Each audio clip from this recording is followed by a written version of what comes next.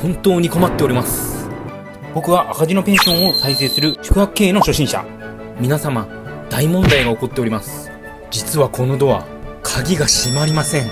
実際には閉まらないというよりも、こうやってちょい上げして祈りながら閉めるとやっと閉まってくれます。原因は全くわかりません。ネジ、枠、ヒンジ、もう全部怪しい。というか全くわからない。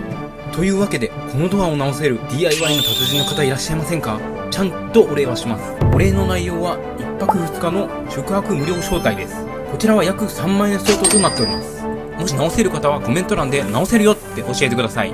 またフォロワーさん限定なのでいいねとフォローも忘れずにお願いいたします。このドアを開けるのはあなたです。